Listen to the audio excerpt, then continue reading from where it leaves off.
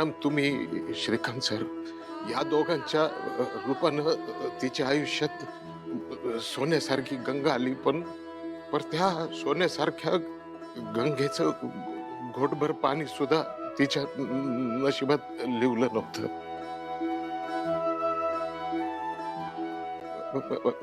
मायासारखीच कम नशिबी आहे माझी पारू. एकदा नाही, दोन वेळेला लग्नाच्या बाबतीत हे भोग भोगले. सगळा खेळखंडोबा लावलाय आमच्या आयुष्याचा.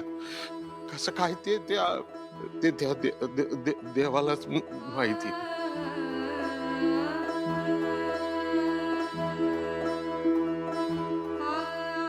माफ करा, म्हणजे माझी लायकीच नाही तुमच्या सगळ्यांचं प्रेम घ्यायची. मायापुरीचं लग्न मोडलं. आईन हळदीच्या वेळेला नवरदेव पळून गेला ना. आता काही तिचं लग्न होत नाही. तेव्हा तुम्ही जाऊ शकता.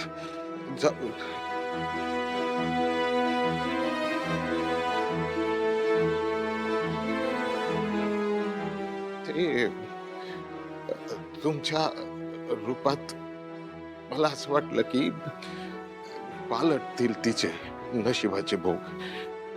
पण आता कुणाच्या नशिबाच्या पुढे काही चालतंय का? ते लहानपणीच तिची आई गेली. मी इथं तुमच्या दारात पोटा पाण्याकरता आलो. बिन आईची पोर वाढली तिकडं. म्हणलं लग्न झालं तर 4 दिवस सुखाचे जातील, पण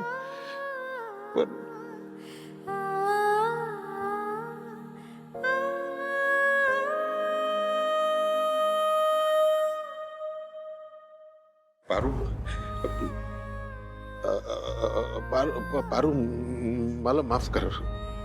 म्हणजे माझी पुण्याई काही कामाला आली नाही, कमी पडली.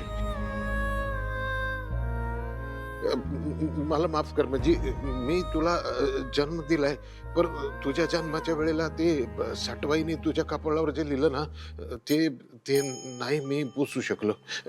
मला माफ कर, मला माफ कर. भारत, तू कशा पायी माफी मागतोयस? यात तुझी काय बी चूक नाही. तू स्वतःला का दोष देतोयस? मला कुणाबद्दल काय बी तक्रार नाही. नाही म्हणजे आपण कोणाला दोष देणार आणि कोणाकडे जाऊन तक्रार करणार ना? हा हा हा, ते हे बघ, हे आठवतंय का तुला?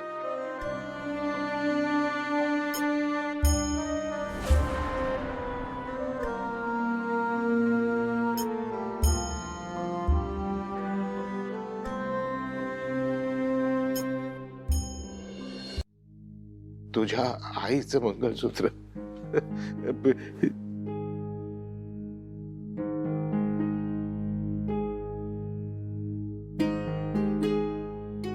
मॅडम, हे पारूच्या आईच मंगळसूत्र आहे.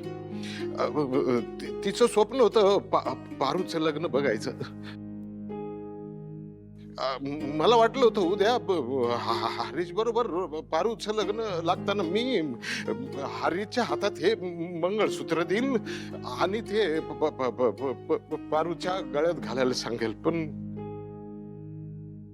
पण मी तिच्या आईचं स्वप्न नाही करू शकलो.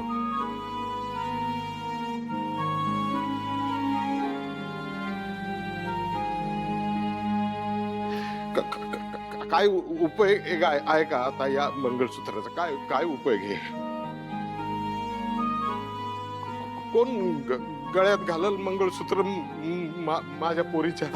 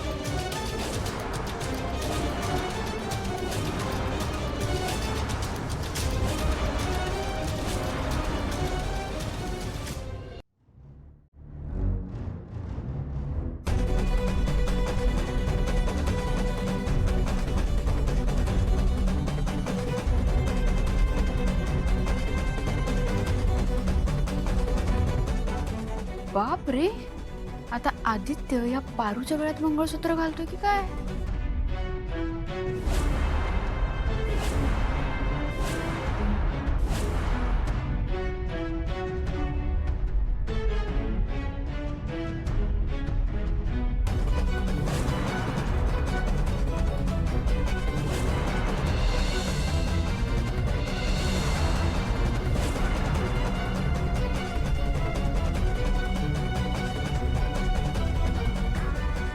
पारू, तू घाबरू नकोस. आम्ही सगळे तुझ्या सोबत आहोत. हरीशला काही झालं तरी शोधून काढू आणि तुझं लग्न होणार.